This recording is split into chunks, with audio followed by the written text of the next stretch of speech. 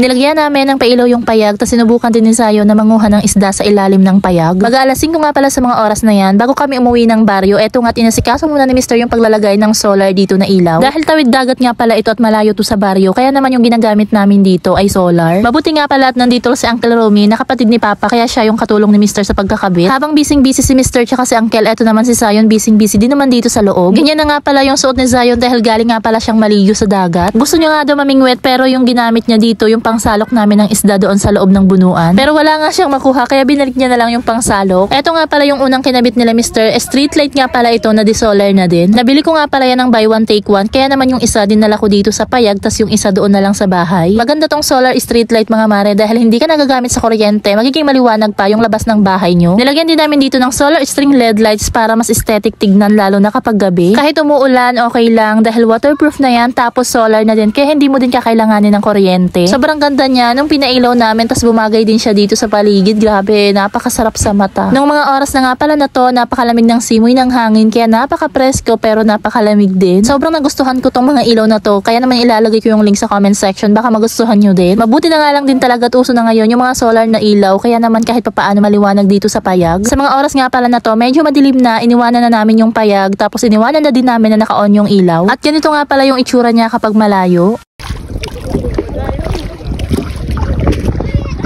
At ito na nga pala mga mare yung araw na pupunta kami ng San Roque para bumili ng lambat. Kapag malayo ang biyahe nga pala, nagsusuot nga pala ako nitong mask. Mapoproteksyonan ka nito sa init dahil halos mata na lang talaga yung makikita sa'yo dito. Silk nga pala yung tela niya kaya kahit magsuot ka dito ng helmet, hindi mainit. Kahit long rides pa yan, hindi ka mag-aalala na masusunog yung mukha mo o kaya maalikabok. 6:30 nga pala ng umaga nung umalis kami kaya kitang-kita talaga namin dito yung pagtaas ng araw. Inagahan talaga namin dahil malayo yung pupuntahan namin. Doon kasi sa kanila yung may pinakamurang lambat. Nakarating na pala kami sa pinakabayan. Pwede sana kaming bumili dito ng lambat sa Katarman kaso medyo may kamahalan. Kahit malayo yung San Roque, pinuntahan talaga namin dahil malaki din talaga yung matitipid namin. 7:28 ng umaga nung makarating kami dito, mabuti na nga lang at bukas na din sila. Pagkarating namin dito, sinabi kaagad ni Mr. yung kailangan niyang lambat kaya pinuntahan kaagad nila. Dahil mura yung mga lambat nila dito, madami-dami nga daw yung dumadayo dito ng mga taga-ibang lugar pa. Kung naaalala nyo, dito din tayo bumili ng lambat sa ginawa nating bunuan o bungsod. 3 bundle nga pala yung binili namin noon kaya 2 motor nga pala kami pumunta nun dito. Dahil yung bibilhin nga pala natin ngayon ay para sa kulungan ng mga lobster kaya naman yung bibilhin natin ay 25 meters. Dahil kasya naman dito sa bandang harapan, dyan na lang nalagay ni Mr. yung lambat. Umalis nga pala kami ng bahay na hindi nag-aalmusal kaya dumaan kami ni Mr. dito sa karinderya na to bago umuwi. Dahil maaga pa at malamig, umorder nga pala si Mr. ng bulalo tapos sa akin naman ay pork steak. Habang pauwi na nga pala kami, inabutan nga kami ng malakas na ulan. Pero dumiretso pa din kami dahil malayo-layo yung uuwian namin. Kinabukasan naman yan mga mare etong at inasikaso kaagad ni Mr. tsaka ni Uncle Diego yung pagtatahi nitong lambat. Kailangan kasing tahiin to para walang malalabasan yung mga lobster kapag kinulong dito. Hanggang dito na nga lang pala muna ang aking mini vlog. Abangan nyo yung susunod nating vlog dahil ilalagay na natin to sa ilalim ng payag.